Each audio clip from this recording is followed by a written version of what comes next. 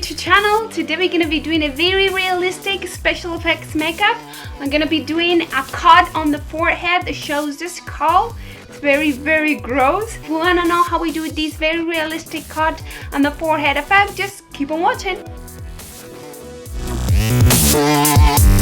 Today we're gonna be using a silicone compound, and once you mix both of the compounds that come separately, you create this silicone texture, and normally it comes even a third compound to help you to get the thickness that you're looking for. Apply a small amount on the forehead and start blending toward the hairline.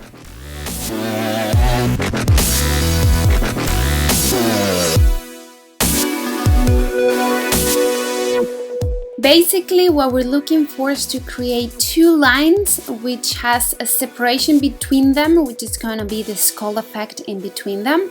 And these borders of the silicone that hits to the skull is going to be a cut, very thick effect. And when it goes to the end of this silicone part, so up to the hairline or down to your brows, is going to be very thin layer. So use a spatula to thin out these areas. So it has to go from thicker on the central of the forehead to very thin to the outer parts of these silicone lines that we have created. So make sure you have a space between both of the silicone lines, and these lines cuts very straight and thick on the central of the forehead, and it goes really thin and very smooth on the outer part of these silicone parts.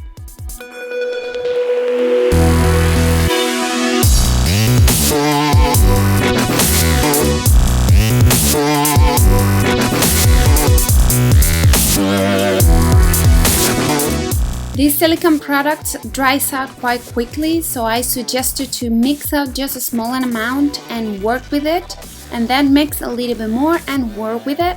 Otherwise, once it's dried, you won't be able to use it. Push the borders of the silicone upwards and downwards from the central to create a stiff cut effect, and once it's dry, the silicone, just set it with translucent powder to avoid that type of glossy effect that silicone has. And we're gonna start taking some colors in.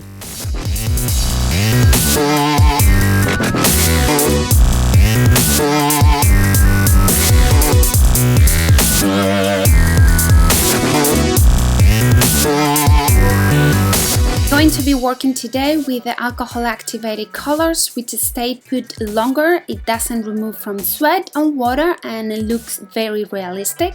I'm going to take a red color and apply on the central of the both silicone areas to start creating this skull effect.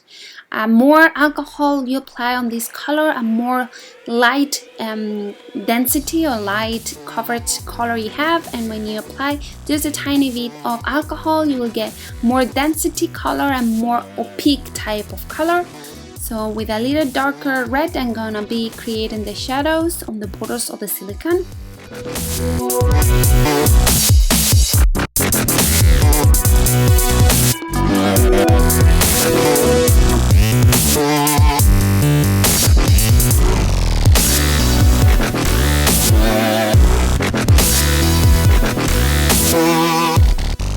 A blending brush, just go up and down from border to border to create a little more like texture around these lines, and then take a red brownie type of shade and start blending it on the outer borders of the silicone where the skin is, and start using the alcohol to really blend this product into your skin.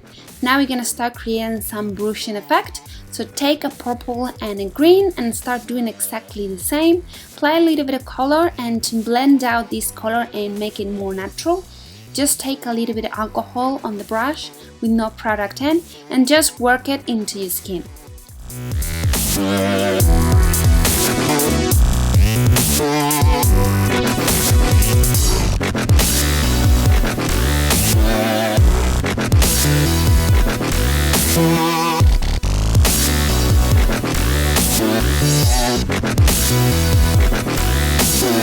Once you're happy with the brushing, just take a little bit of the red that we applied as a base on top of the silicone borders to create that more realistic effect. And again, with a blending brush and an alcohol, blend a little bit this effect.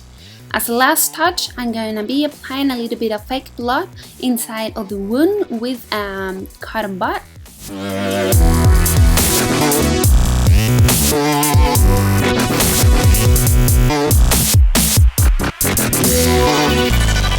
This silicone, once it's dry out, you can take it off in one piece and you have created a prosthetic that can be used a few times.